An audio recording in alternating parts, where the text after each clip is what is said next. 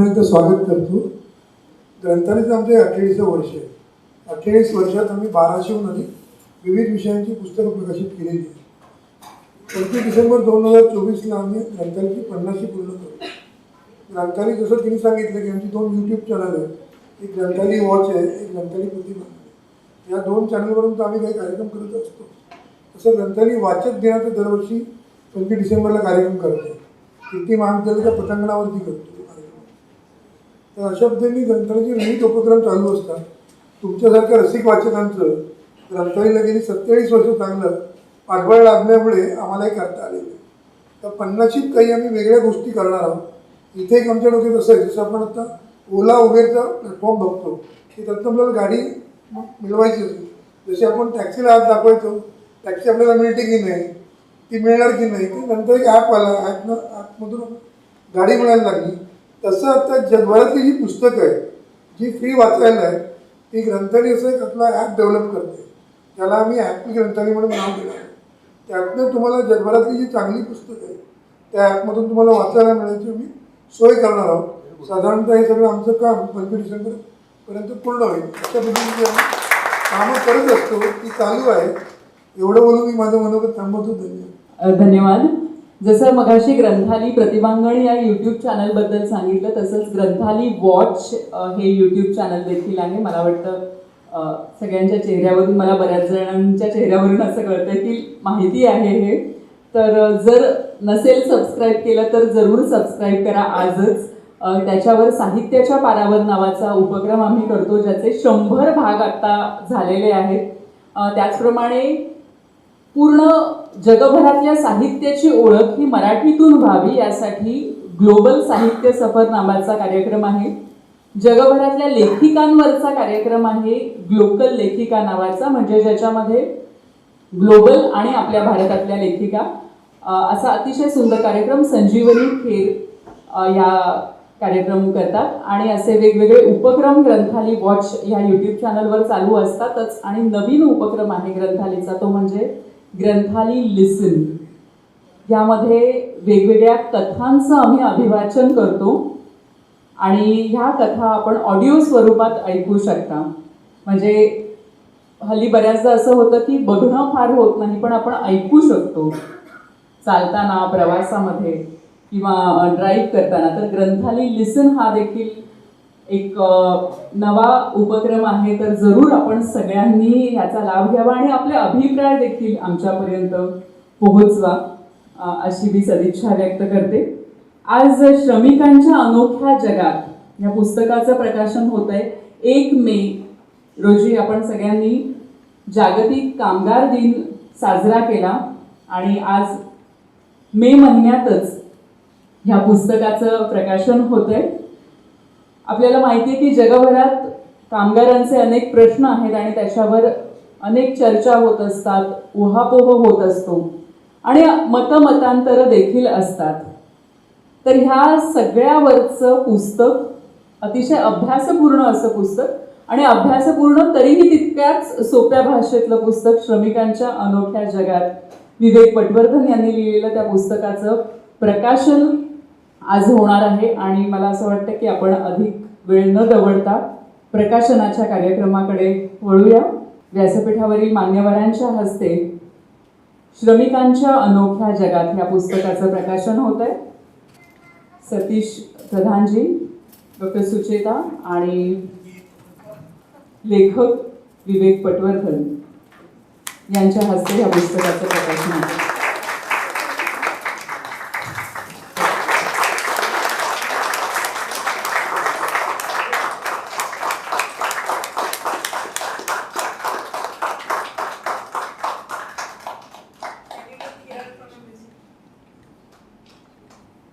अतिशय सुरेख सुंदर मुखपृष्ठ लाभलेलं हे पुस्तक आहे. आणि खरोखरच मला असं वाटतं की तो जो क्षण असतो ना तो फार छान असतो की पुस्तकाचं अनावरण होतानाचा असं छान ते पुस्तक कुपीतून बाहेर येतं आणि ते जेव्हा सगळ्या सुहृदांच्या साक्षीने तो कार्यक्रम होतो तेव्हा नक्कीच तो प्रत्येकासाठी अतिशय साखळलेला असा तो क्षण असतो.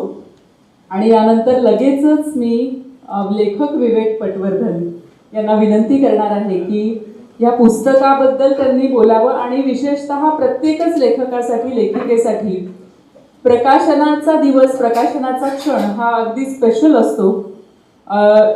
विवेक पटवर्धन हे आपल्या सगळ्यांच्या परिचयाचे आहेतच, पण तरीही मला थोडंसं त्यांच्याबद्दल बोलायला आवडेल. एशियन पेंट कंपनीचे HR विभागाचे प्रमुख होते. तिथे त्यांनी 33 वर्ष काम केलंय. त्याचप्रमाणे संचालक म्हणून म्हणजे पूर्वीची जी कंपनी होती महिंद्र सोना लिमिटेड या कंपनीचे संचालक म्हणूनही त्यांनी काम बघितलंय. सध्या ते हायटेक इंजिनियर्स कंपनीचे संचालक आहेत. 2006 ते 2007 साली टाटा इन्स्टिट्यूट ऑफ सोशल सायन्सेसचे TISCO chair professor of industrial relations या पदावर ते होते. त्यांनी औद्योगिक संबंध या विषयावरील एक पुस्तक संपादित केलेलं आहे आणि एका ललित लेखांच्या पुस्तकाचं लेखन देखील केलेलं आहे. जव्हार मोखाडा विभागात लक्षणीय काम करणाऱ्या आरोहन या NGOचे ते विश्वस्त आहेत आणि मराठी इंग्रजी भाषात ब्लॉग लिहितात. फोटोग्राफीचा त्यांना छंद आहे. ही त्यांची फॉर्मल ओळख आहेच, पण ह्याच पुस्तकात त्यांच्याबद्दल डॉक्टर विद्याधर ईश्वर यांनी जे लिहिलेलं आहे ते मला इथे जरूर 2 ओळी सांगाव्याशा वाटतील. ते लिहितात की लेखकाला औद्योगिक संबंध या क्षेत्राचा सर्वंकष अनुभव आहे, मात्र ते औद्योगिक संबंधांकडे केवळ मॅनेजरच्या चष्म्यातून बघत नाहीत, तर समाजाच्या हिताकडे बघणाऱ्या जबाबदार नागरिकाच्या नजरेतून बघतात. आणि मला वाटतं लेखक म्हणून हे त्यांचं अतिशय महत्त्वाचं असं एक स्थळ आहे. मी सरांना विनंती करते की आपण मनोगत व्यक्त करावं. सर्वप्रथम मी तुम्हा सर्वांचं आणि सतीश प्रधान, डॉक्टर आणि डॉक्टर सुचिता या सगळ्यांचं स्वागत करतो. माझ्यासाठी हा माझ्या आयुष्यातला फार मोठा दिवस आहे आणि तुम्ही सगळे आलात त्याबद्दल तुमचे आभार मानायला पाहिजे. मला असं सांगितलं जातं की थँक्यू हे कार्यक्रमाच्या सगळ्यात शेवटी बोलायचं असतं. तरी देखील माझ्या भावना आता अशा आहेत की मी पहिल्यांदाच बोलतो. या पुस्तकाबद्दल सांगायचं झालं तर 15 वर्षापूर्वी म्हणजे साधारण 2008 साली मी ब्लॉग्स लिहायला लागलो आणि त्याची आवड झाली मला. मी सातत्याने ब्लॉग्स लिहित होतो, मराठीत लिहित होतो, इंग्लिशमध्येही लिहित होतो. दोन्ही असे माझे ब्लॉगिंग चालूच होतं. त्याच वेळेला साधारण त्या सुमाराला मी रिटायर झालो 14 वर्षापूर्वी आणि त्या सुमाराला मी एक पुस्तक वाचलं जे सॉमरसेट मॉमचं द समिंग अप नावाचं पुस्तक आहे आणि हे एक अप्रतिम पुस्तक आहे. आणि त्या पुस्तकाचं महत्त्व असं की मी त्याने फार प्रभावित झालो आणि सॉमरसेट मॉमची ती लिटररी मेमॉयर्स आहेत आणि त्यांनी ज्या पद्धतीने लिहिलं आहे ती पद्धत मला फार आवडली आणि मला असं वाटलं आपण करिअर मेमॉयर्स का लिहू नये. अर्थात सॉमरसेट मॉम हा फार मोठा माणूस होता, मी तर अगदीच लहान माणूस, पण मी हे स्वांत सुखायला लिहिलं होतं. हे कुठे पब्लिश करण्यासाठी लिहिलेलं नव्हतं आणि त्याचा फोकस असा होता की मी जे अनुभव घेतले त्या अनुभवाने माझं आत्मपरीक्षण असा होतं. म्हणजे ते माझ्याबद्दल नव्हतं तर माझ्या अनुभवांच्या बद्दल होतं. असे मी एकीकडे करिअर मेमॉयर्स लिहित होतो आणि दुसरीकडे ब्लॉग्स लिहित होतो. आणि माझे मित्र अरविंद श्रोती यांना जाऊन भेटलो मी. आम्ही दोघे जवळजवळ 35-40 वर्षाचे मित्र होतो आणि अरविंद यांच्या सकारात्मक विचारांचा पुणे चिंचवड एरियामध्ये औद्योगिक संबंधांवर फार मोठा प्रभाव आहे. त्याच्यामुळे साहजिकच आमची मैत्री अधिक घट्ट झाली.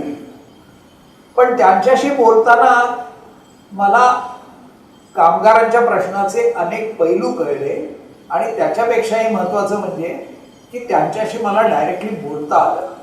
मग मी अनेक लोकांशी बोलत गेलो आणि कित्येकांच्या घरी पण गेलो आणि जसं ते मी बघत होतो ते त्या ब्लॉगमध्ये मी लिहित होतो.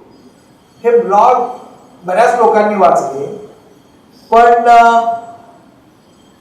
अनेक ज्या मुलाखती घेतल्या त्याच्यामध्ये जे लक्षात राहण्यासारखे काही आता लगेचच येत आहेत ते म्हणजे मी ट्रेनी म्हणून अनेक वर्ष पिचत पडलेली कामगार मी बघितले, जे अनेक वर्ष ट्रेनीच राहिले. ते ह्या कंपनीतून त्या कंपनीत, त्या कंपनीतून त्या कंपनीत ट्रेनी म्हणूनच गेले.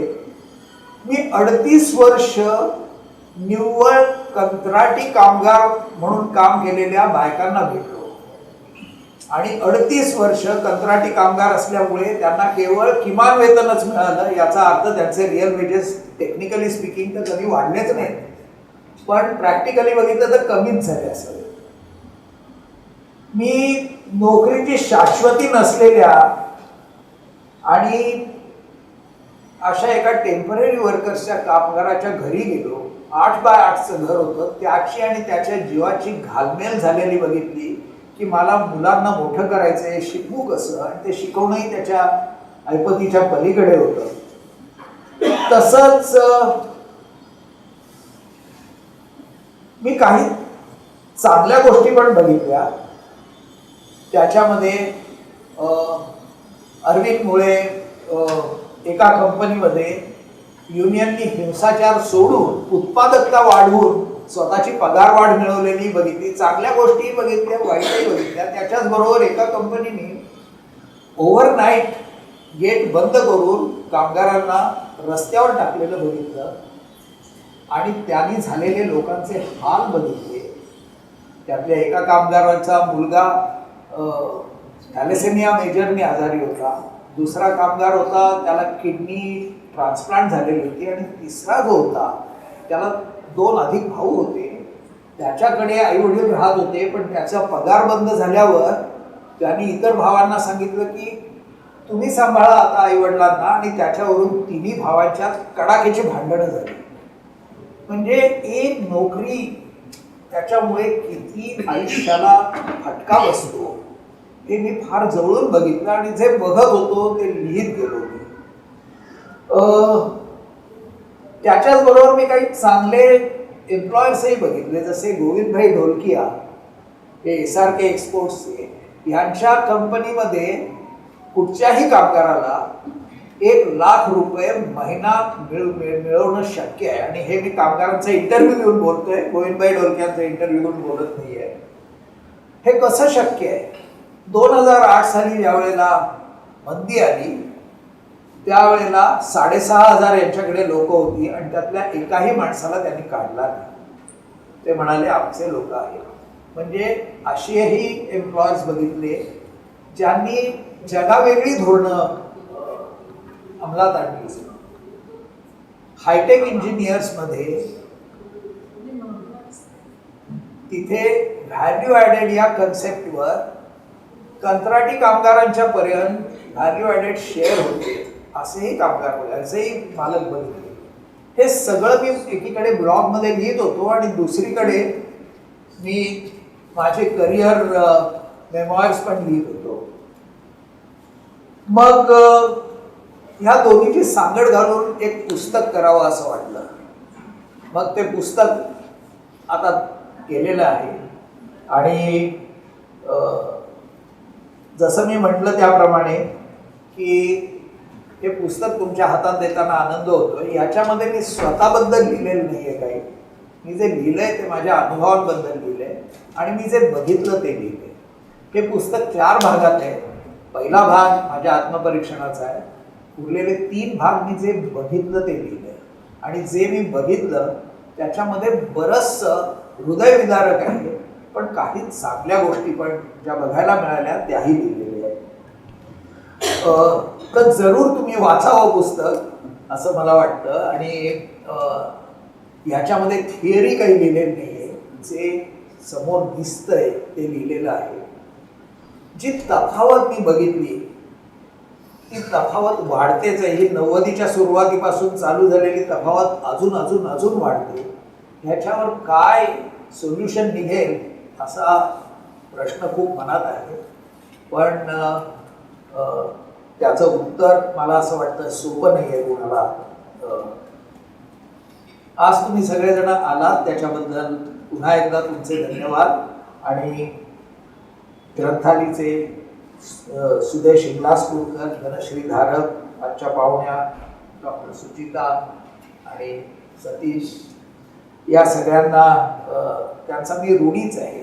हे पुस्तक गंमत अशी की मी मराठीत चांगलं लिहितो आणि माझे मराठी ब्लॉगही आहेत, पण मी जे हे लिहित होतो हे इंग्रजीत लिहित होतो. त्याच्यामुळे मी नीलांबरी जोशींना विनंती केली की तुम्ही ते ट्रान्सलेट करा आणि त्यांनी ते ट्रान्सलेट केलं आणि त्याच्यामुळे हे ट्रान्सलेटेड पुस्तक आहे. तसंच आनंद अवधानींची खूप मदत झाली आणि त्यांच्या सगळ्यांच्यामुळे मी विद्याधर दाते साहेबांच्यापर्यंत पोहोचू शकतो. मी त्यांना विनंती केली की तुम्ही माझ्या पुस्तकाला फॉरवर्ड लिहावं आणि ती त्यांनी मान्य केली आणि सुंदर फॉरवर्ड लिहिलेलं आहे. तुमच्या सगळ्यांचा मी ऋणी आहे. आज माझं हृदय भरून आलं. धन्यवाद. आता सरांनी म्हटलं की थँक्यू किंवा ऋणनिर्देश व्यक्त केले, त्यावरून मला एक गंमत अशी आठवली. पु ल देशपांडेंना एकदा एका अमराठी माणसाने विचारलं होतं की तुमच्याकडे म्हणजे मराठीमध्ये थँक्यू कसं म्हणतात. तर पु ल देशपांडेंनी जे उत्तर दिलं होतं ते फार छान होतं. ते म्हणाले, आम्ही ना असं थँक्यू वगैरे म्हणत नाही.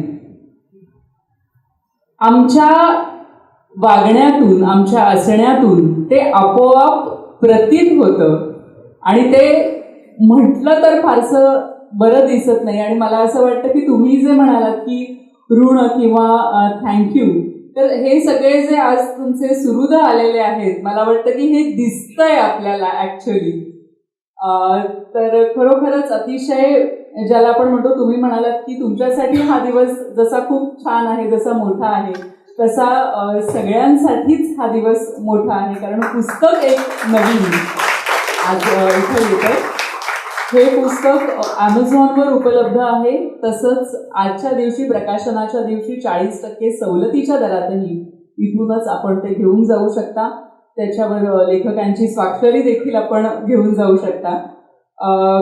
पुढे आपण कार्यक्रमात वळूया.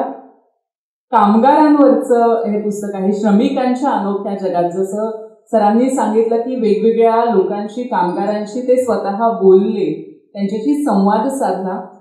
तसंच जे कामगारांचे प्रश्न आहेत ते मांडणारे, ते ठळकपणे मांडणारे कवी म्हणजे नारायण सुर्वे. आणि त्यांच्या काही ओळी आहेत. तर ते म्हणतात, एकटाच आलो नाही युगाचीही साथ आहे, एकटाच आलो नाही युगाचीही साथ आहे, सावध असा तुफानाची हीच सुरुवात आहे. कामगार आहे मी, तळपती तलवार आहे, कामगार आहे मी, तळपती तलवार आहे. मला वाटतं की याचे वेगवेगळे आयाम जे आहेत हे या पुस्तकामध्ये आलेले आहेत आणि अर्थात आपण सगळेजण त्याचा आस्वाद घेऊच या पुस्तकाचा. आपल्या अतिथी डॉक्टर सुचिता कृष्णप्रसाद यांना मी बोलण्याची विनंती करणार आहे. 35 वर्षांच्या कार्यकाळानंतर अर्थशास्त्र विभाग प्रमुख म्हणून त्या एल्फिन्स्टन कॉलेजमधून निवृत्त झाल्यात. इंडियन सोसायटी ऑफ लेबर इकॉनॉमिक्सच्या त्या आजीव सभासद आहेत.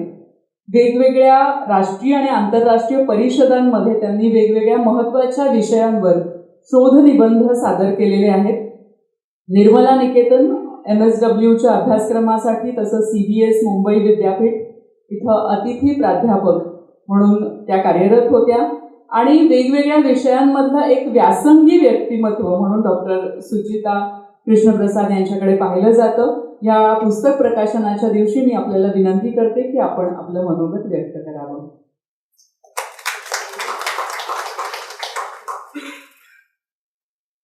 धन्यवाद. सर्वप्रथम ग्रंथालयाचे खूप खूप आभार. आणि विवेक पटवर्धन जे या पुस्तकाचे लेखक आहेत, त्यांनी मला ही जी खुर्ची दिली त्यांनी माझाच सन्मान वाढला आहे अशी माझी धारणा नाही, खात्री आहे. Thank you very much. तर सुरुवातीला मी विवेक पटवर्धनांची माझी ओळख कशी झाली ते सांगते. 2015 आयरोचा एक प्रकल्प माझ्याकडे होता.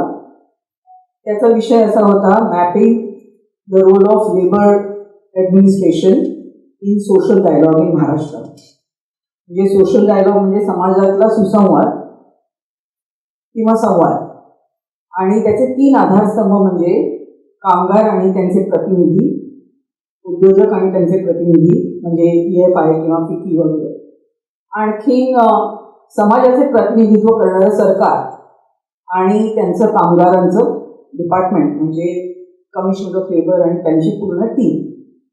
तर विषय असा होता की हे जे लेबर कमिशनरची टीम आहे त्यांचा नेत्यांची नेमकी काय भूमिका आहे इतर 2 एजंट्सच्या मध्ये सुसंवाद निर्माण करण्यासाठी, किंवा विसंवाद निर्माण झाला, प्रॉब्लेम कॉन्फ्लिक्ट निर्माण झाला तर तो सॉल्व्ह करण्याकरिता ते काय पावलं उचलतात तो मॅप करायचा, असं म्हणजे त्याची मापं काढायची, असा तो जरा प्रकल्प होता. आणि त्याच्याकरता महाराष्ट्राचं काम करण्याकरता मला दिलं गेलं होतं. एकूण तो 4 स्टेट्समध्ये झाला. महाराष्ट्रामध्ये आणखी 2 डिस्ट्रिक्टमध्ये 2 जिल्ह्यांमध्ये सखोलपणे काम करण्याचा सुद्धा त्याच्यात एक भाग होता. आणि त्याकरता ठाणे आणि पुणे या 2 डिस्ट्रिक्टची निवडणी केली होती. आता EFIच्या ऑफिसमध्ये, एम्प्लॉयर्स फेडरेशन ऑफ इंडियाच्या ऑफिसमध्ये मी विचारणा केली की ठाण्यामध्ये मी कोणाला भेटू.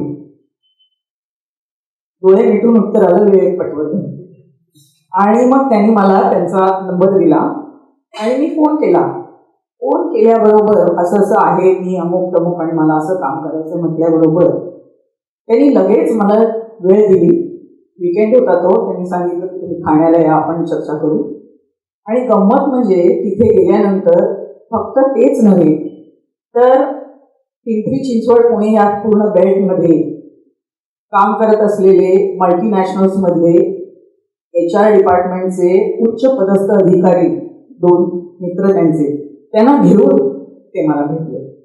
म्हणजे त्यांच्या रिक्वेस्टवरती ते सुद्धा तिथे आलेले होते.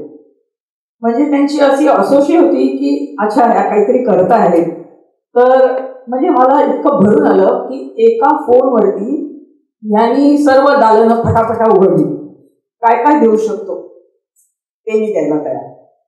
आणि त्यांच्या निरलस वृत्तीचं तेव्हा मला पहिल्यांदा प्रत्यंतर आलं की जे जिथून आपण चांगलं घेऊ शकतो ते विनाविलंब घ्यायचं, आणि ज्यांना आपण चांगलं देऊ शकतो त्यांना हातातलं काही न राखता द्यायचं, ही त्यांची वृत्ती मला लक्षात आली. त्याच्यानंतर म्हणजे प्रत्यक्ष आम्ही काही म्हणजे आता गेल्या 2015 पासून 23 पर्यंत समजा प्रत्यक्ष काही फारसं भेटलो नसलो तरी सुद्धा त्यांच्या ठाणे HR ग्रुपमध्ये अनेक कार्यशाळा किंवा कार्यक्रमांना मी गेले. हा एक अत्यंत उत्तम उपक्रम आहे. HR मध्ये जे नवीन ट्रेनिंग घेत आहेत मुलं त्यांच्याकरता हा अतिशय तयार व्यासपीठ आहे, ज्याच्यामध्ये कायद्यातले नवीन बदल किंवा टेक्नॉलॉजीमधले बदल, ऑर्गनायझेशनमध्ये होणारे बदल, जागतिक घडामोडीबद्दल चर्चा हे तर आहेच. शिवाय समाजातल्या कुठल्याही कार्यक्षेत्रामध्ये धडाडीने नेतृत्व केलेली विलक्षण व्यक्तिमत्व ते त्यांनी तिथे पाचारण करतात आणि त्यांच्या आयुष्यातले मैलाचे दगड उलगडून व्यक्ती दाखवते. म्हणजे एकूणच इन्स्पिरेशन घेण्याचं आणि देण्याचं असं एक ते महत्वाचं केंद्र मला विवेक पटवर्धन आणि त्यांचं पूर्ण नेटवर्क ज्यातलं सर्वजण इथे उपलब्ध आहेत म्हणजे आहे तिथे असं मी म्हणेन. तर एकूण अवघ्या धनुसू पंथ असा एक त्यांचा पिंड मला दिसला तेव्हापासून. आणि मग नंतर हेही कळलं की त्यांनी लिहिलेले इंडस्ट्रियल ऑर्गनायझेशनवरचे ब्लॉग्स मी अनेक वाचले, त्यांनी मला पाठवले. ते तेव्हा तर माझा अभ्यास चालूच होता, पण त्यानंतरही वाचले. नंतर मला लक्षात आलं की ते उत्तम लिहितात एवढंच नाही, ते उत्तम चित्रकार आहेत आणि ते उत्तम फोटोग्राफर आहेत. आणि या सर्वांना काय लागतं, हे सगळं उत्तम होण्यासाठी काय लागतं, जे काय आपण पाहतो ते टिपकासारखं शोषून घेणं आणि ते प्रेझेंट करणं सहृदयतेने. ही गोष्ट मी अनेक त्यांच्या प्रत्येक क्रिएटिव्ह कामामधनं मी ती पाहिली. या पुस्तकाचे जे 4 भाग आहेत त्याबद्दल ते आता म्हणालेच. पहिला भाग सगळा जडणघडणीचा आहे आणि त्याच्यामध्ये परत ते कुठून आले त्याचं जास्त उबाळत न बसता कुठे त्यांना मेंटरशिप मिळाली त्या मेंटर्सबद्दल त्यांनी जास्त केलेलं आहे आणि तिथून ते काय शिकले आणि कसे पुढे कसे गेले हे त्यांनी लिहिले.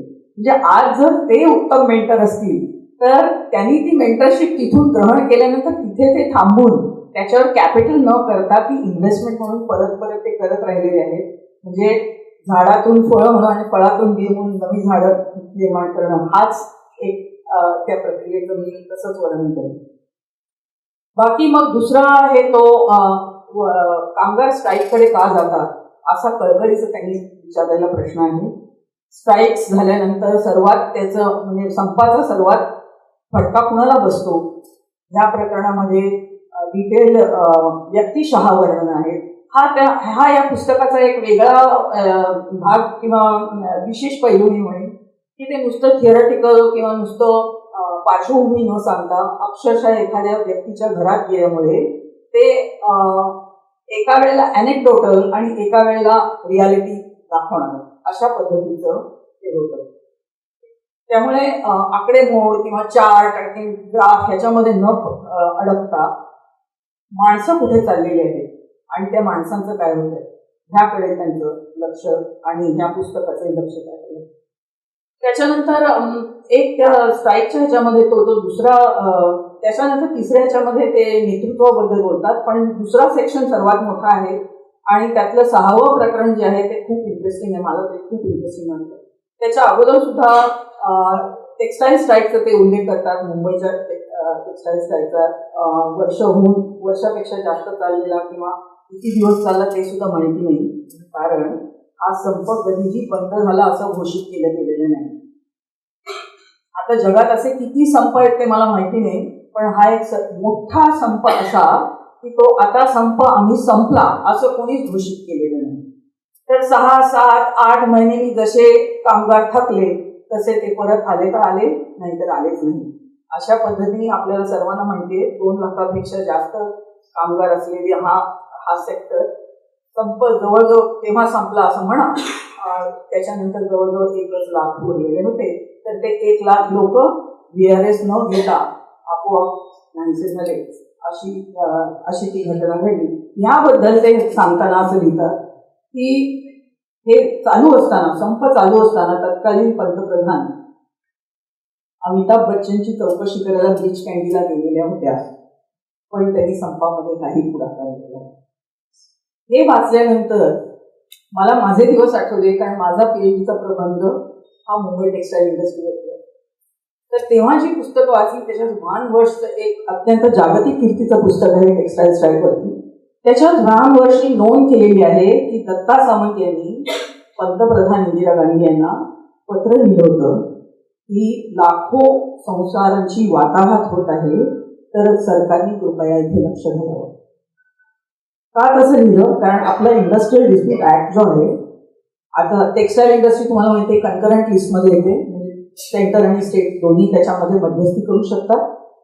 आणखी आपल्या इंडस्ट्रियल ऍक्टमधल्या सुरुवातीच्या फ्रेजमध्ये अप्रोप्रिएट गव्हर्नमेंट मे डिसाईड असं आहे. अप्रोप्रिएट गव्हर्नमेंट म्हणजे कन्करंट लिस्टमध्ये असेल तर मग दोन्ही गव्हर्नमेंट, तर तुम्ही मध्यस्थी करू शकता, म्हणजे कन्सिलिएशन करायचं आहे ते पुढचं पुढे. तर असं असताना दत्ता सामंत यांनी जे पत्र लिहिलं, जे व्हान वर्षनी नोंद केलेली आहे, ते अतिशय संयुक्तिक होतं. परंतु परत हे पुस्तकातच मेन्शन केलेलं आहे की त्याच सुमाराला बॉम्बे क्लब म्हणजे इंडस्ट्रियलिस्ट जे होते ते सगळे दिल्लीला जाऊन भेटले आणि त्यांनी सांगितलं कृपया ह्याच्यामध्ये मध्ये पडू नका, संप आपोआप मोडे. संप तसाच मोडू नये. का? कारण त्याच्यामध्ये असं सांगतात त्या पुस्तकात थोडंसं असं आहे की तोपर्यंत, आणि ह्याला पटवर्धन सरांच्या पुस्तकातही नोंद आहे की तोपर्यंत ठाणे बेलापूर रिजन हा जो आहे कामगारांच्या बाजूने पूर्णपणे दत्ता सामंत यांच्या आधिपत्याखाली आलेला होता.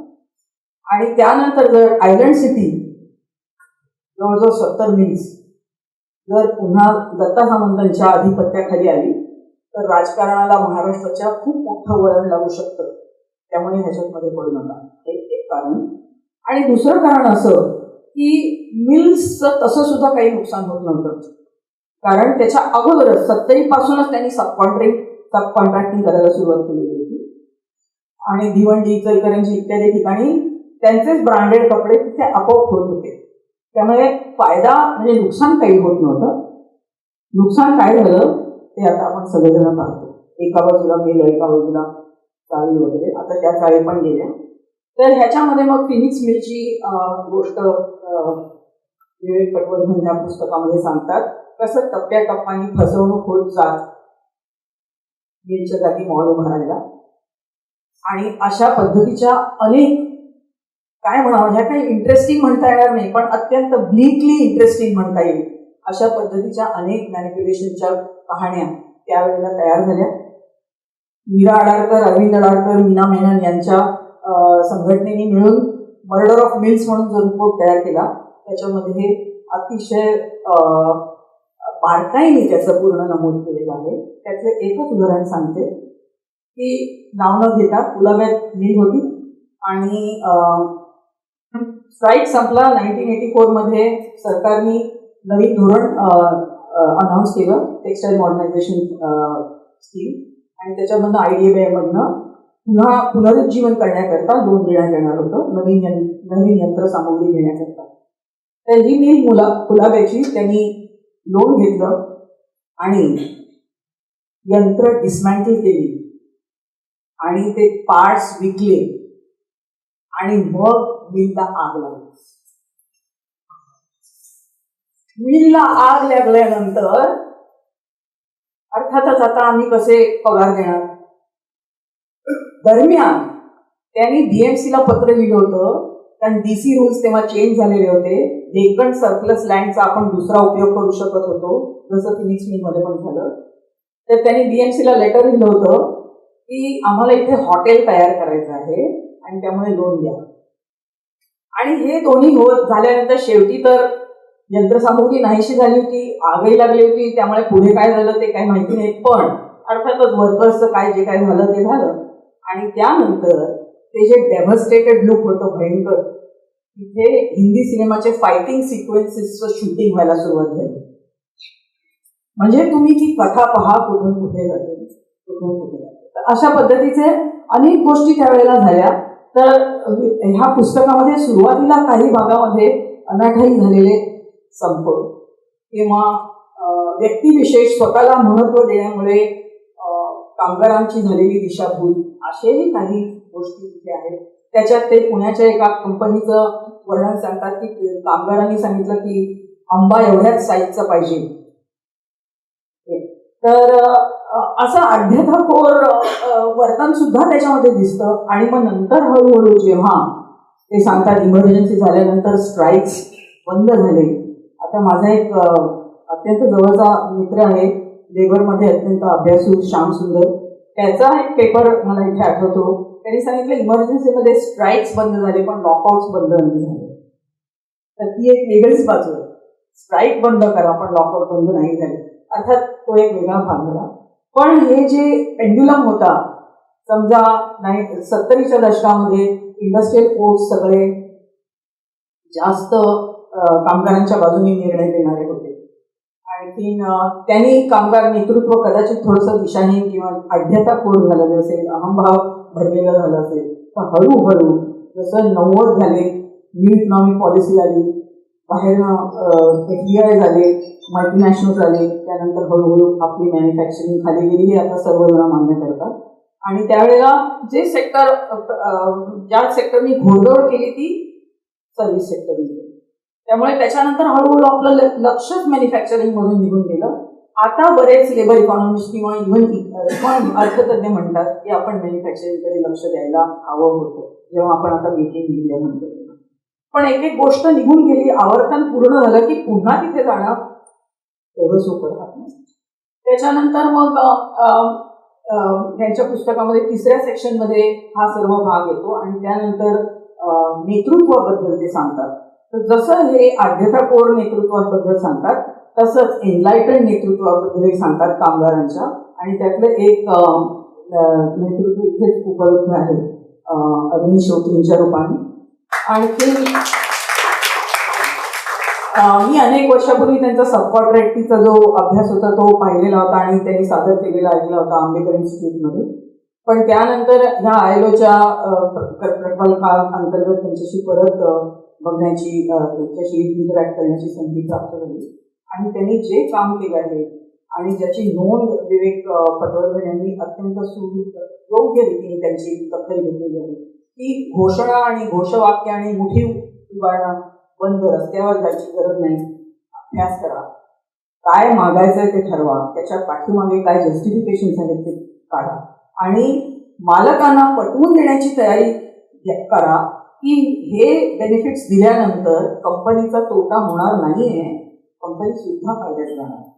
तर अशा पद्धतीने एनलायटन जे नेतृत्व म्हणतो ते त्याचाही त्यांनी उल्लेख केलेला आहे. अर्थात गोविंद काकांचा सुद्धा उल्लेख आता त्यांनीच केला, त्यामुळे मी पुनरावृत्ती टाळते. आणि ह्या अरविंद श्रोत्रींच्या मार्गदर्शनाखाली म्हणा किंवा त्यांच्या इन्स्पिरेशनने म्हणा आणखीन नेते तयार होत आहेत, ही नोंद त्यांनी त्या पुस्तकात घेतली आणि ती मला अतिशय स्पृहणीय वाटते. त्याची खूपच गरज आहे असं मला वाटतं. आणि मग त्यानंतर चौथ्या प्रकरणाकडे जेव्हा आपण येतो तेव्हा नुसतं विदारक दृश्य दिसतं की वर्कर्स जवळजवळ 90% वर्कर्स टेम्पररी, कंत्राटी, नियम आणि त्याबद्दल माझ्यापेक्षा किंवा अरविंद श्रोत्रींनी जे त्याच्यामध्ये काम केलेलं आहे त्याला काही तोड नाही खरं म्हणजे. पण तरी सुद्धा नवीन नवीन प्रकारे कायदे करून एका बाजूला इज ऑफ डुईंग बिझनेस म्हणायचं आणि दुसऱ्या बाजूला डिसेंट वर्क म्हणायचं एका वेळेला, हे सगळे एका परीने स्लोगन्सच झाले. ऍक्च्युली ग्राउंड खरं वास्तवामध्ये काय चाललेलं आहे ते बघण्यासाठी आपल्याला हे पुस्तक वाचायला लागेल असं मला वाटतं. बाकी त्यांनी जे म्हटलेलं आहे की नियंत्रण काय करायचं HR मॅनेजरनी, म्हणजे थोडक्यात म्हणायचं म्हणजे त्यांनी ॲलन फॉक्सला कोट केलेलं आहे, इंडस्ट्रियल रिलेशन्स एक्सपर्ट. आम्ही फ्लँडर्स वाचलेत, आम्ही डनलप वाचलेत. त्याच्यामध्ये ते सांगतात की इंडस्ट्रियल रिलेशनचं क्रक्स काय आहे की conflict is endemic but cooperation is necessary. संघर्ष हा अटळ आहे पण सहकार्य अनिवार्य आहे. त्याच्यामुळे ह्या दोन गोष्टींमध्ये कात्रीत सापडलेला HR मॅनेजर आणि त्याच्या विजडमी हे दोन्ही बॅलन्स साधले जाणार आहेत हे बघायला लागतं. त्यांच्या पुस्तकामध्ये त्यांनी म्हटलंय की नियंत्रण ठेवायचं आणि भावनिक बांधिलकी तयार करायची. नियंत्रण म्हटलं की आपल्याला कंट्रोल येतो आणि मला असं वाटतं की any organisation can be run with fear, under fear or trust. Fear is a short run tactic and for a long run trust. तर इथून तिथे आता अर्थातच. आणि दुसरी गोष्ट म्हणजे ट्रेड युनियन लिडरशिप बद्दल सांगायचं झालं 2 मिनिटात. तर ट्रेड युनियन लिडरशिप बद्दल सांगायचं झालं तर मला अनेक गोष्टी आठवत आहेत आता आणि ह्या पुस्तकांमुळे मी म्हणजे विचाराचं मोह उठलंय असं समजा, पण मी ते आवडतं घेते. फक्त एकच गोष्ट सांगते की एक पुस्तक आहे फिलॉसॉफी ऑफ लेबर म्हणून टॅननबॉम या व्यक्तीचं. त्यांनी काय सांगितलंय की इंडस्ट्रियलायझेशन सुरू झाल्यानंतर शेती व्यवसाय सोडून जे शहरामध्ये येतात ते बिन चेहऱ्याचा जमाव म्हणून येतात. ट्रेड युनियन पहिल्यांदा काय करतं, त्यांना रिहॅबिलिटेट करतं, त्यांना एक सोशल आयडेंटिटी देते. म्हणजे पहिला फंक्शन ट्रेड युनियनचा टॅननबॉमच्या मध्ये वेज आणि फायटिंग आणि नाहीच आहे, त्यांना रिहॅबिलिटेट करायचं सुरुवातीच्या ह्याच्यामध्ये, हे तोच सांगतो. आणि त्याच्याच पुढे जाऊन तो असं सांगतो की ट्रेड युनियन काय आहे, त्याच्यामध्ये 2 एलिमेंट्स आहेत, डायलेक्टिकल एलिमेंट्स आहेत. एक आहे की ते ऑर्गनायझेशन आहे आणि दुसरं आहे की ते मुवमेंट आहे, ती संस्था आहे आणि ती चळवळ आहे. जेव्हा ती संस्था म्हणून जास्त स्ट्रॉंग व्हायला लागते तेव्हा तिच्यामध्ये उतरंड म्हणजे हायरार्की येते आणि त्याच्यामध्ये मग रूट पॉवर गेम सुरू होतात. पण ती मुळात आहे मुवमेंट, ती एवढ्या लोकांची सहसंवेदनेची. मला खरं म्हणजे ह्याबद्दलही बोलायला आवडलं असतं पण मी नक्कीच जास्त वेळ घेते त्यामुळे घेतली नाही. तर त्या सर्वांच्या वेदनेची ती एक लाट आहे, त्यांना सगळ्यांना घेऊन जाण्याची ती लाट. तर त्यामुळे जेव्हा ट्रेड युनियन ऑर्गनायझेशन होऊन जाते तेव्हा असं समजावं की हळूहळू ती रॉक होणार आणि ती अशी वेळ असणार आहे की कोणीतरी जागा होऊन परत त्यातला चळवळीचा जो एलिमेंट आहे तो थोडासा परत ऍक्टिव्हेट करायची गरज आहे. जसं प्रत्येक ठिकाणी आपण पीएच बॅलन्स म्हणतो तसा चळवळ आणि ऑर्गनायझेशन ह्या दोन्ही ह्याच्यामध्ये जेव्हा ट्रेड युनियन बॅलन्स करू शकेल तेव्हाच कदाचित उत्तम नेतृत्व तयार होऊ शकेल.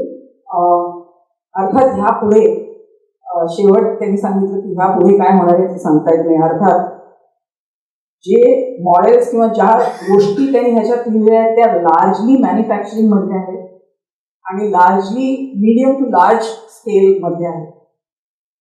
श्रमिकांचं जग हे प्रचंड आहे. अर्थात ते असंघटित कामगारांचं आहे, त्याच्यामध्ये स्त्रियांचं शोषण येऊ शकतं, त्याच्यामध्ये चाइल्ड लेबर आहे, त्याच्यामध्ये सर्व्हिस सेक्टर आहे. आता हे जे नवीन इंडस्ट्री 4.0 5.0 असं म्हणतो, आणि आपण म्हणतो ड्रोननी काय काय होणार आहे. मोठे मोठे देशांची विकसित देशांची सरकारं आता AI कसं रेग्युलेट करायचं ह्या चिंतेत पडलेली आहे. तर हे सर्व खूप डायनॅमिक आहे. पण तरी सुद्धा त्यांनी जो एक मॉडेल दिलेलं आहे याच्यात, स्टार्ट गेम, मिडल गेम आणि एंड गेम, आणि त्याच्यात काय काय होऊ शकतं, हे सर्व कामगारांच्या कुठल्याही प्रश्नामध्ये रस असणाऱ्या व्यक्तीला आणि HR प्रोफेशनमध्ये स्वतःचा ठसा उमटवू इच्छिणाऱ्या कुठल्याही व्यक्तीला हे वाचवण्याचं पुस्तक आहे असं म्हणून. जास्त वेळ घेतला असेल तर थँक्यू मॅम. आणि खरंच तुम्ही जेव्हा विचारलं तेव्हा असं लक्षात आलं की हो का, म्हणजे मलाही प्रश्न पडला की जास्त वेळ खरंच होतं का, कारण इतकं तुम्ही इंटरेस्टिंग आणि ते खूप चांगल्या पद्धतीने तुम्ही समजावून सांगत होता. मला वाटतं माझ्याबरोबर सगळेजण सहमत असतील.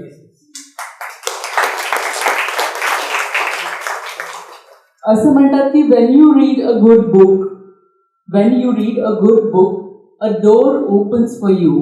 आणि मग त्या दारातून आपल्याला काहीही दिसू शकतं, म्हणजे एक वेगळं जग दिसू शकतं जे आतापर्यंत आपण कधी पाहिलेलंच नाही, किंवा एखादी छान अशी रमणीय गोष्ट दिसू शकते की जी आपल्या कल्पनेच्या पलीकडची असते, काहीतरी वेगळी फॅन्टसी असते. तर किंवा एखादी खूप अतिशय भावनिक करणारी गोष्ट, किंवा आपल्याशी काहीतरी इथे रिलेट होतोय आपण, अशी गोष्टही असू शकते. आणि मॅडम तुम्ही जसं म्हणालात की कामगारांच्या प्रश्नांविषयी तळमळ असणारे किंवा HR मध्ये असणाऱ्या लोकांसाठी हे पुस्तक आहे. पण मला असं वाटतं की हे पुस्तक प्रत्येकाने वाचावं असं आहे, म्हणजे जे ह्या फील्डशी रिलेटेड नाही आहेत त्यांना देखील हे पुस्तक खूप अपील होतं. त्याचं कारण म्हणजे सरांनी अतिशय सोप्या आणि प्रवाही भाषेमध्ये हे लिहिलेलं आहे, आणि विषय जरी किचकट असा वाटत असला तरी तो खूप छान सोप्या पद्धतीने त्या पुस्तकात मांडला गेलेला आहे. हे मी माझ्या अनुभवावरून सांगते, कारण मी HR वगैरे अजिबातच संबंधित नाही आहे. पण एक निवेदिका म्हणून आणि एक वाचक म्हणून जेव्हा मी हे पुस्तक चाळलं तेव्हा मला असं वाटलं की हो, हे खरंच खूप इंटरेस्टिंग आहे, आणि मला खात्री आहे की आपल्या सगळ्यांनाही ते तसंच वाटेल. कार्यक्रमात पुढे जाताना आजच्या कार्यक्रमाचे प्रमुख अतिथी सतीश प्रधानजी, त्यांच्याबद्दल अगदी थोडक्यात ओळख करून देते. खरं तर त्यांचं काम फार मोठं आहे, त्यातले फक्त I would like to mention some key points. Satish Pradhanji is currently an independent consultant advising boards and companies on strategy, leadership and HR. He works with CEOs and senior leadership as a coach and mentor. He retired as advisor Tata Sons Limited in 2015. Satish ji has a master's in history from Delhi University and has worked in several public and private sector companies over the last 40 years. He has worked with many companies with various important positions. He has served on boards of several Tata Group companies. He was a non-executive director at some of the Tata Group companies.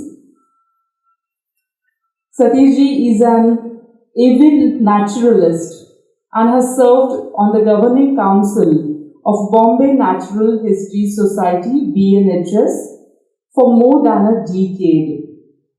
He was also on the governing council of Tata Institute of Social Sciences (TISS). He is a co-founder of the Leadership Center and independent director of the National Stock Exchange Academy, Shrushti Conservation Foundation and Access Development Services. या सगळ्या त्यांच्या पदांबरोबर कामाबरोबरच ते उत्तम व्याख्याते आहेत, आणि जगभरातले जे वेगवेगळे बिझनेस स्कूल्स आहेत तिथं त्यांची व्याख्यानं होत असतात. तसंच त्यांना डिलीट देखील ह्युमन रिसोर्समध्ये देऊन त्यांना गौरवण्यात आलेलं आहे. आणि सतीश प्रधान सर, आज आम्हाला फार आनंद आहे की आपण इथे उपस्थित आहात. आपल्याला विनंती की आपण आपलं मनोगत व्यक्त करावं. Thank you very much.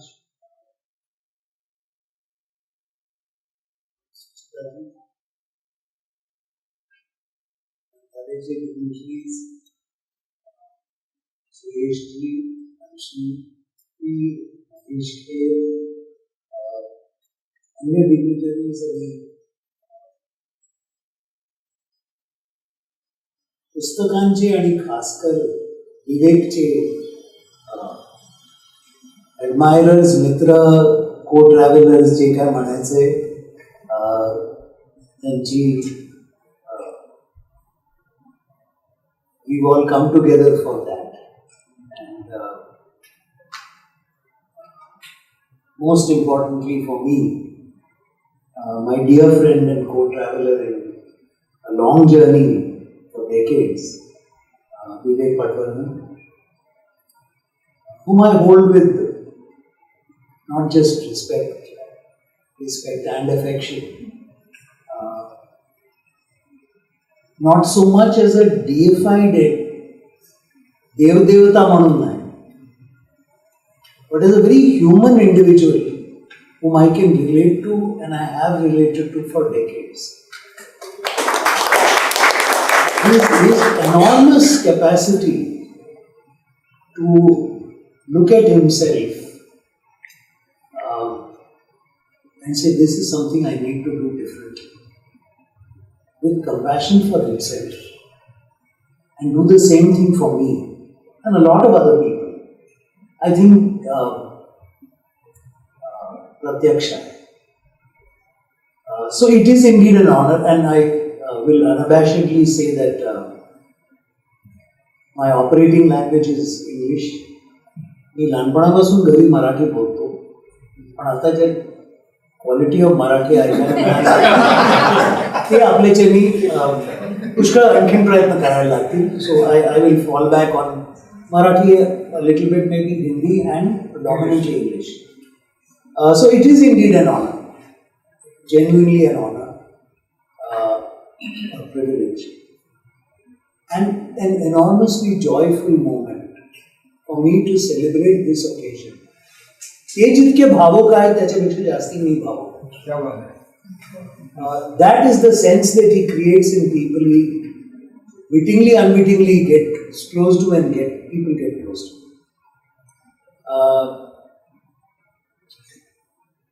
I'm also mindful of the fact that I have a whole lot of friends, which this has been a great opportunity to reconnect with. So, and most of them seem to be from the same mafia. So whether it is good friend Visti, Vineet, Suresh, by the way, that gang at the back along with you, in the 80s when I was working in industrial relations in Rourkela, was known as the Thane Mafia. They ran industrial relations in this city.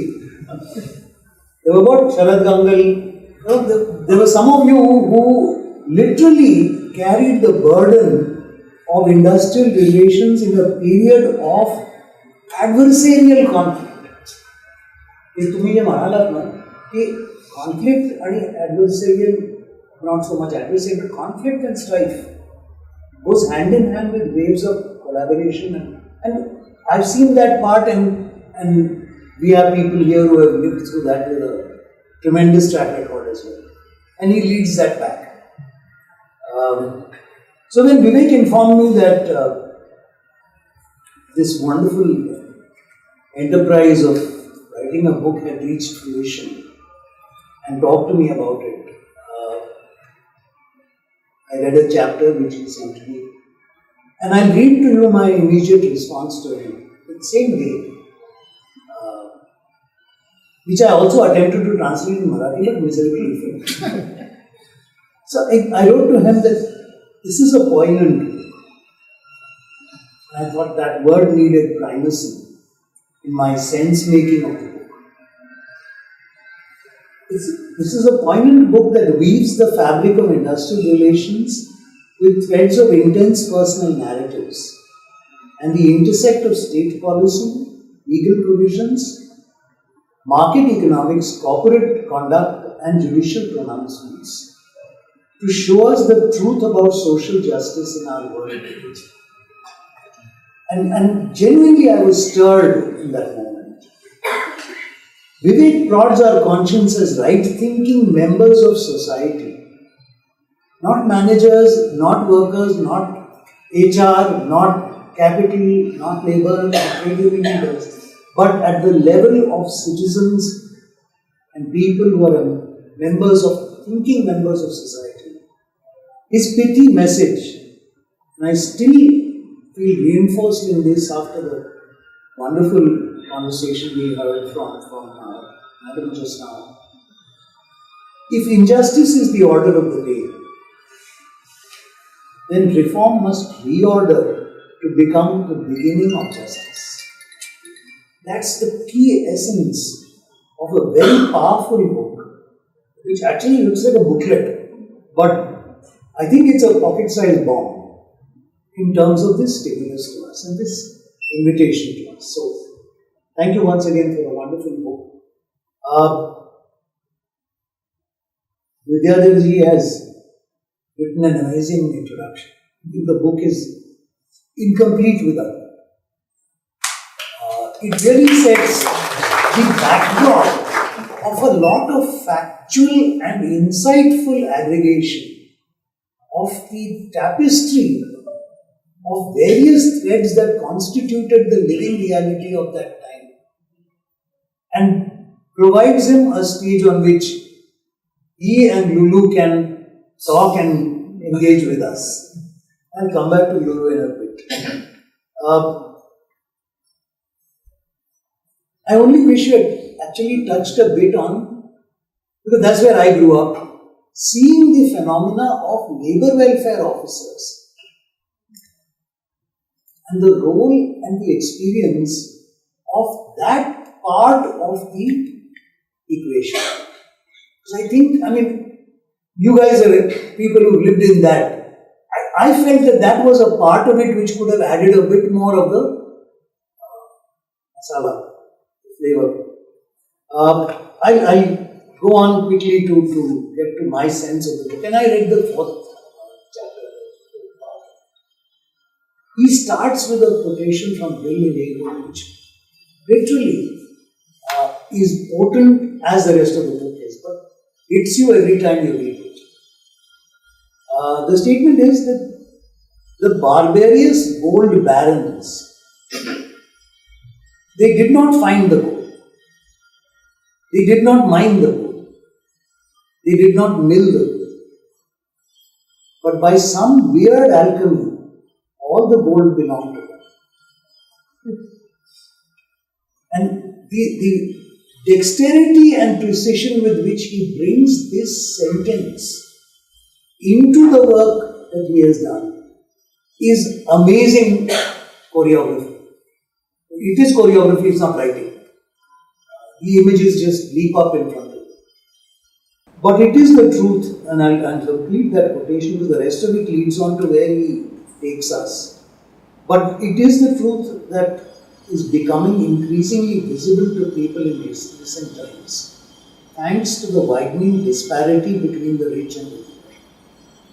So this is a flag that takes you through the rest of that chapter.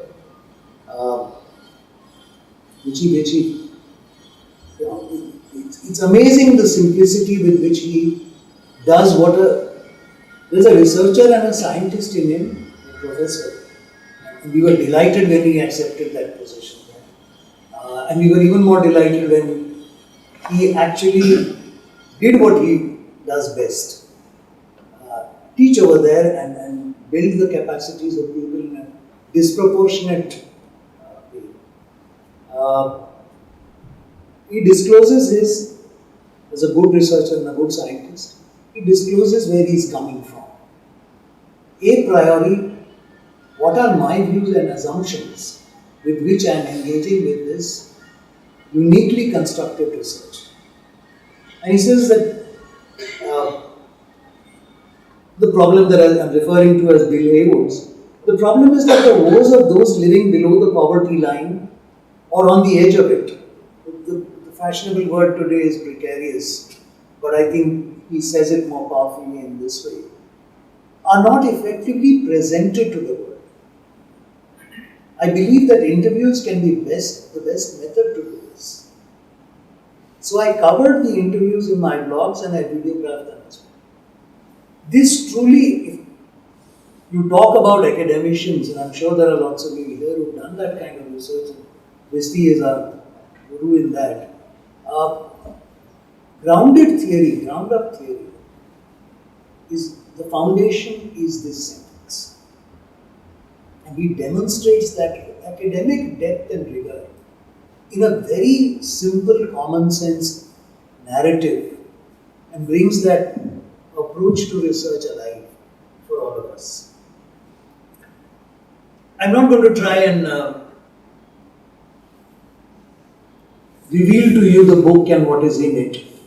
I want to focus more on the treatment of the subject that I find unique and is an expression of my friend Vivek for what he is and who he is.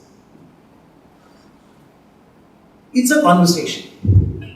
And he's having this conversation through these pages over here, A, with himself, B, more importantly, with individual human beings who actually are the patra, the characters and the role that they have played, the lives that they have lived or are living in those contextual circumstances. Those living human beings. And then it becomes a multi-log of sense making. So in a sense, he uses what I call our tradition of understanding or sense making with the use of the three notions of Kal, Stan and Patra. The time continuum and the time context of any phenomena brings meaning into it. What was true in the textile strike? I think this guy is fading out. You can hear me anyway. So, what was the time context at the time of the textile strike? And what is the time context of the events that he talks about in Pimpri-Chinchwad and Pune more recently?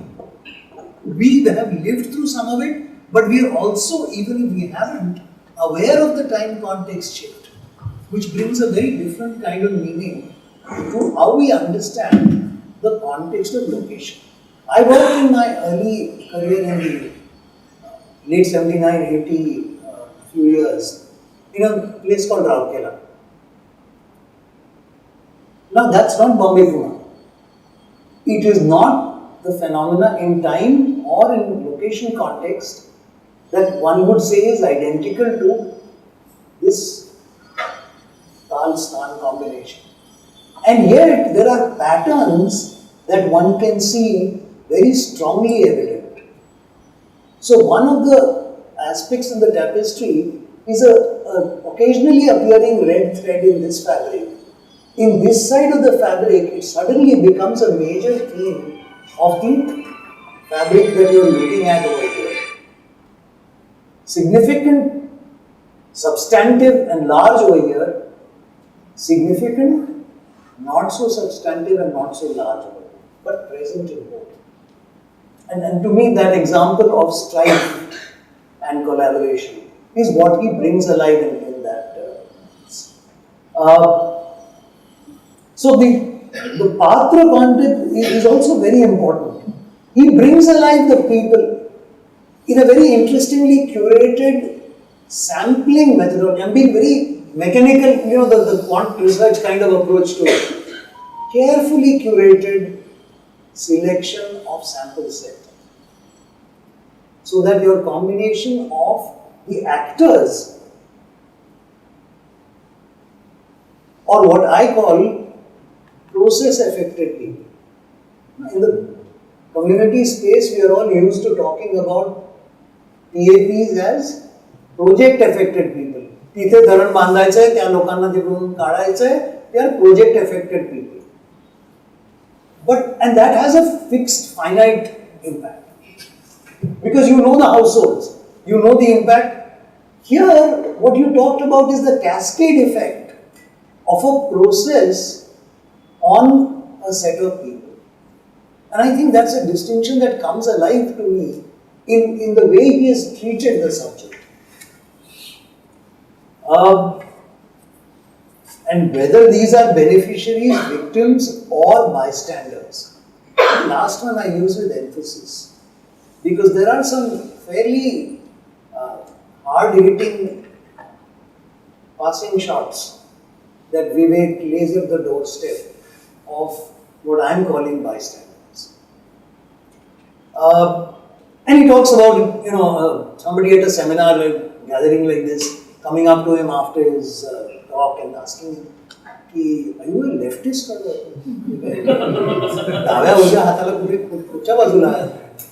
and his reply, and I'll quote that because I remember in a conversation he's having said this, I consider myself as a right-thinking member of society. I have consciously investigated the issues facing the working class and I see their plight. So I'm not so objective that I detach my emotional response and try to be a thermometer without a heart or a soul. I am a thermometer and I am the mercury which rises and falls in emotional content as I see and measure and experience the plight of the workers. Very powerful. I urge you to understand these issues, their viewpoint, and then on their merit without the dogma of left or right.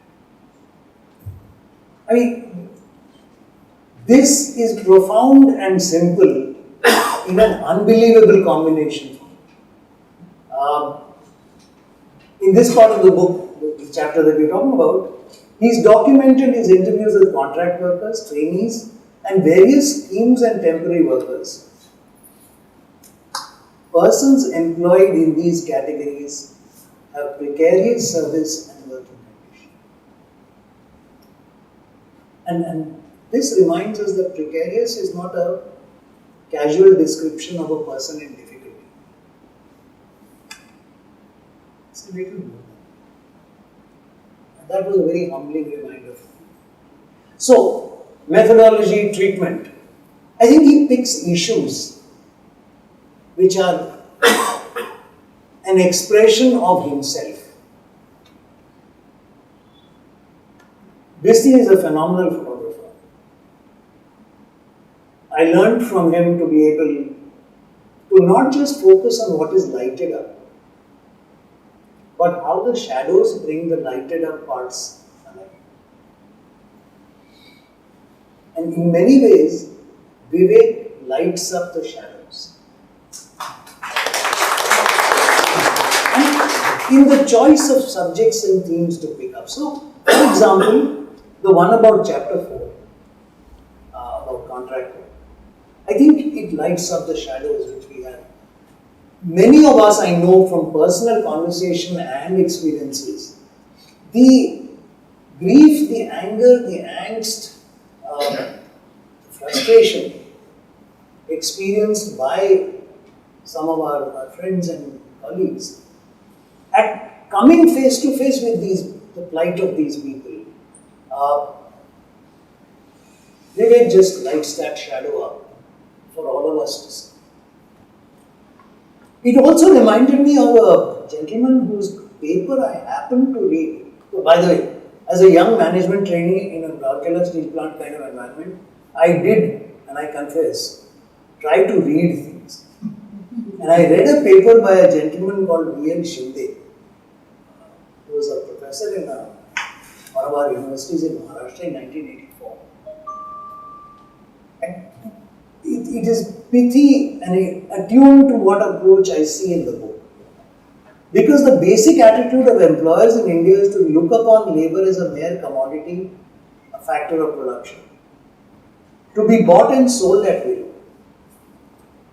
They have completely lost sight of the fact that labor is not separated from the laborer, and that labor is a living human being.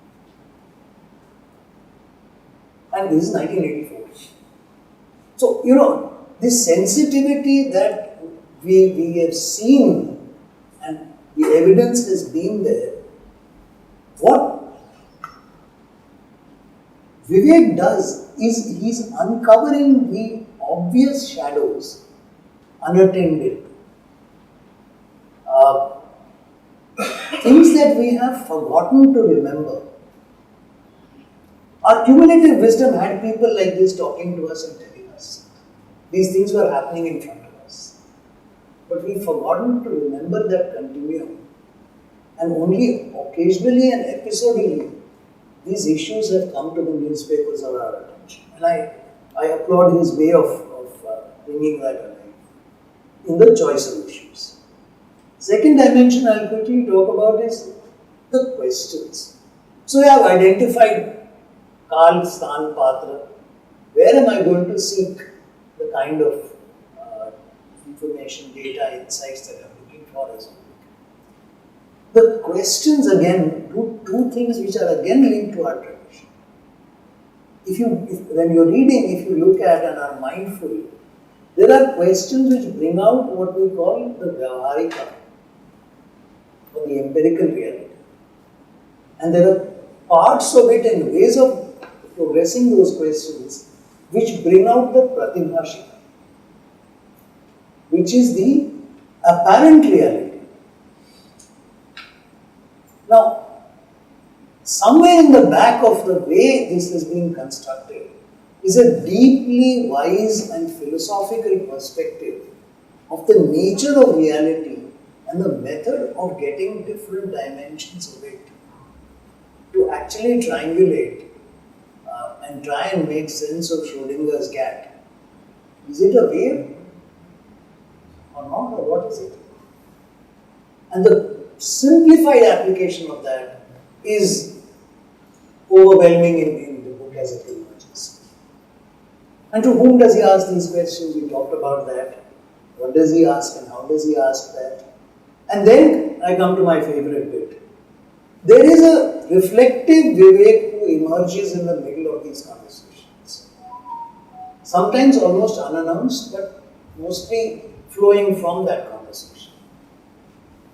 And my favorite character in Vivek's writing, Lulu appears as the alter ego of Vivek asking those questions, which the symbol of an alter ego that he uses in his blog of the parrot comes alive. Again, I think these are indicators of how Vivek has decolonized his mind, which many of us have not. लहानपणी आपण बालगीत ऐकले आपल्या मुलांना पण आपण आता नातू पण आहेत आपल्या तर त्याच्यात एक बालगीत मला आठवलं. लुलूला मी पहिल्यांदा बघितलं तेव्हा. And I'm sure you can relate to that. Yeah? शेपटीवाल्या प्राण्यांची सभापती कोण होता? पोपट. प्रश्न काय विचारतो तो जनावर आणि त्यांचे जबाब काय असतात. Now that tradition of a certain format being brought in symbolically has a hugely evocative role to play. And the evocation that he makes over here in his reflections, I think, bring that alive. Third tradition that I see him bringing alive is a combination from different streams. Urdu as a language has a genre of writing which is called the notion of aap-biti. It's a kind of autobiographical writing, but it takes the narrative of self into the domain of communicating it to others. Hold that. The other thread which he pursues is from a completely different tradition of Buddhist doxography. Buddhist doxography, Milinda Panha for the questions of Milind and the conversation between Nagasena and its follow-ups, the drill downs. That tradition, again, I may be finding it there, he may not have intended it, but I genuinely believe that our subconscious has imbibed a lot of these traditions which Vivek has brought us back in touch with and reminded us not to forget. The poignancy and the how do you make violence engage people when it is only in words and descriptions? How do you shake people by bringing them face to face with some of these harsh realities and plights without actually engaging in any kind of demonstration of it? And I think his choice of words and his treatment is really powerful in making that a real live experience for us.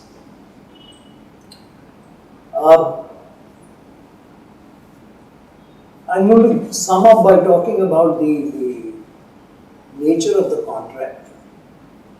He deals with 3 or 4 notions which are very attractive to me. One of which is, and he deals with them in a way in which he doesn't deify it or villainize it, but he's quite blunt in calling it out for what it is.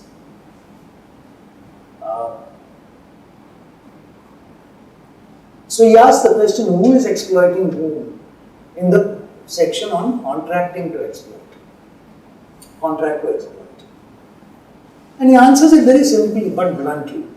Obviously, employers and rather unscrupulous employers are doing it.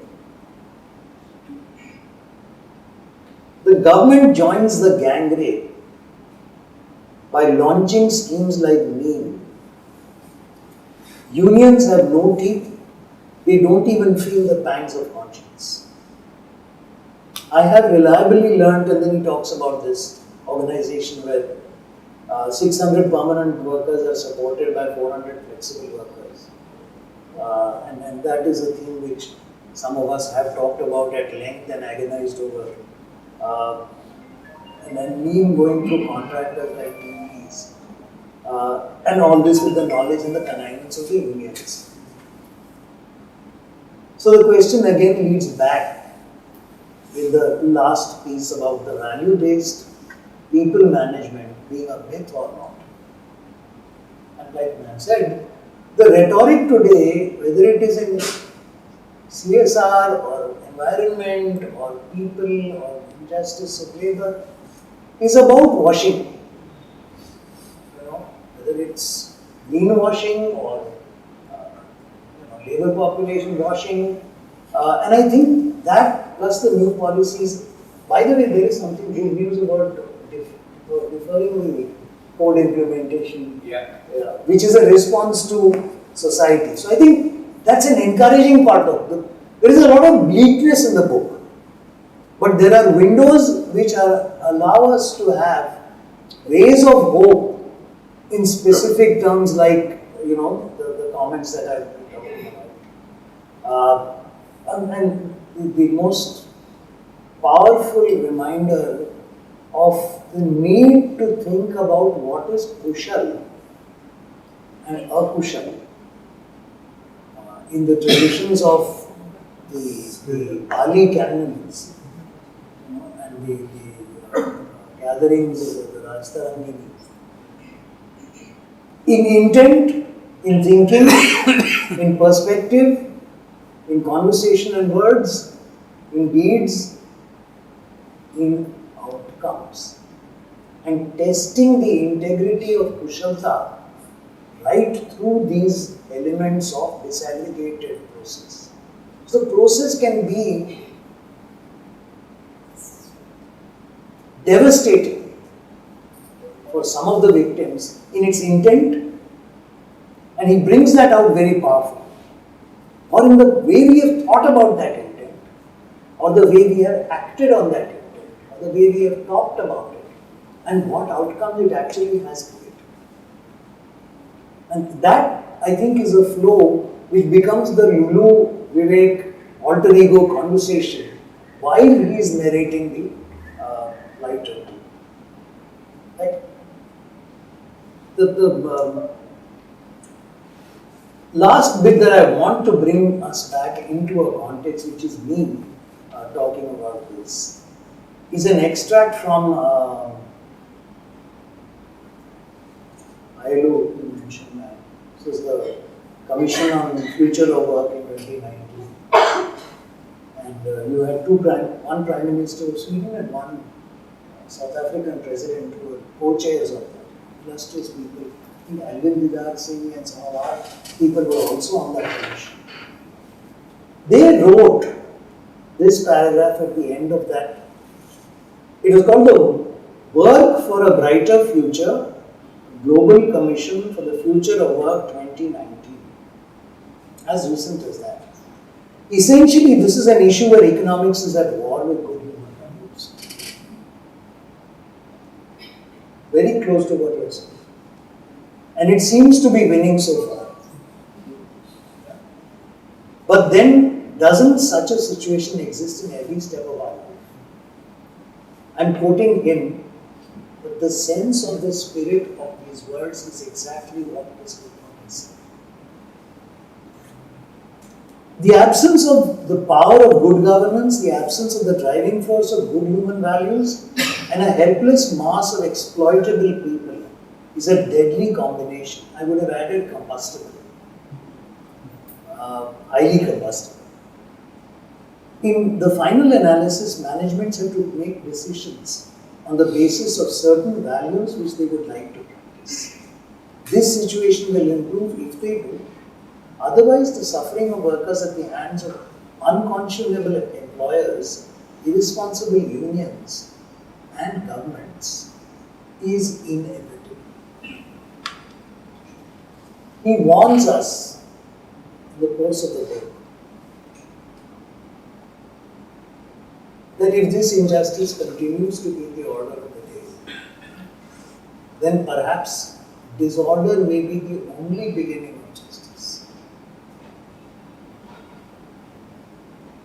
With that warning, it sort of leaves you with both hope and despair in the same breath. So my final words on the book are: this book is many things. It's a book at a simple level.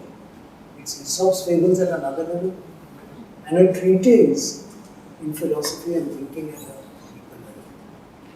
But most importantly, it brings alive the issues to the reader and is a call for action to society, economists, governments, corporates, unions, workers, managers, and most importantly, citizens, to reframe their understanding in a fair and equitable manner.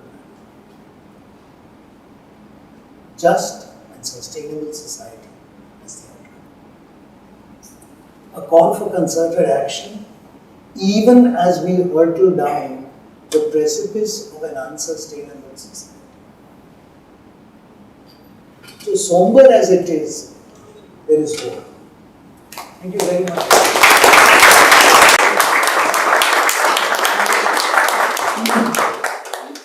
Thank you so much sir.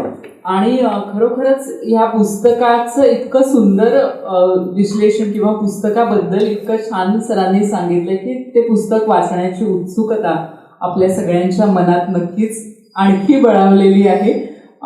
नक्कीच आपण सगळेजण हे इथून पुस्तक घेऊन जाऊया. आपले जे आप्तेष्ट आहेत, मित्रमैत्रिणी आहेत, त्यांच्यासाठी देखील आपण जरूर खरेदी करू शकता पुस्तक. ग्रंथालयाशी आपण पुन्हा असेच जोडले गेलेले राहू. पुन्हा एकदा आठवण करते की ज्यांनी तुमची नाव आणि फोन नंबर्स इथे नोंदवले नसतील तर जाताना ते प्लीज नोंदवून जा. आणि ग्रंथालयाच्या वेगवेगळ्या उपक्रमांसह प्रत्यक्ष आणि ऑनलाईन देखील आपण सगळेजण असेच भेटत राहू, वाचत राहू. नमस्कार.